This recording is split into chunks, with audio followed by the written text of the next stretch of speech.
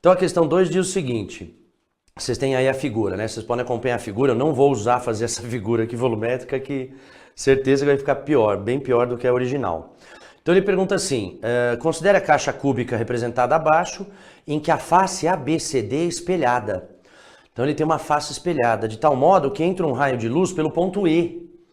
E ele incide exatamente no centro da face espelhada. E aí o que pergunta essa questão? Ele pergunta por que ponto o raio de luz vai sair.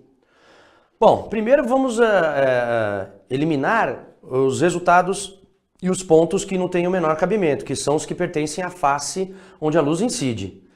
Né? A não ser que seja uma refração com ângulo limite, rasância. Não é o caso, é reflexão.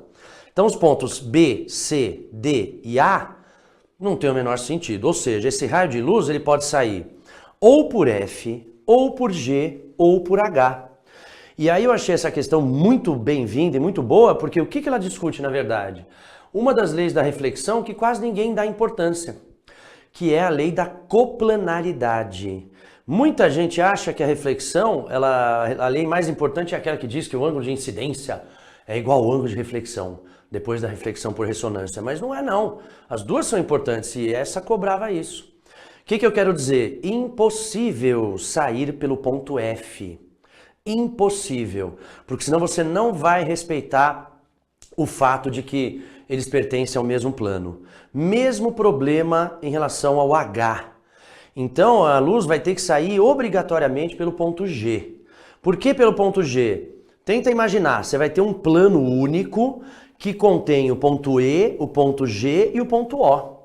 Tander, mas eu não vou ter também um plano desses aí em relação a OEF ou em relação a EOH? Sim, você vai ter um plano, mas aí você vai perceber que as duas leis não são satisfeitas ao mesmo tempo. Então, para que o ângulo de incidência seja igual ao ângulo de reflexão e para que esse plano para que todos os elementos sejam coplanares e verticais, a face azul, né, a face refletora, esse raio de luz só pode sair pelo ponto G. Então adorei a questão, não me lembro assim da última vez que cobraram coplanaridade numa questão. Depois você faz o desenho com detalhe, marcando os ângulos, e aí você vai comprovar por que não é possível esse plano por F ou por H.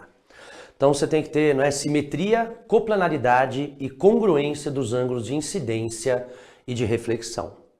Questão exigente, questão sem contas aí, bem exigente.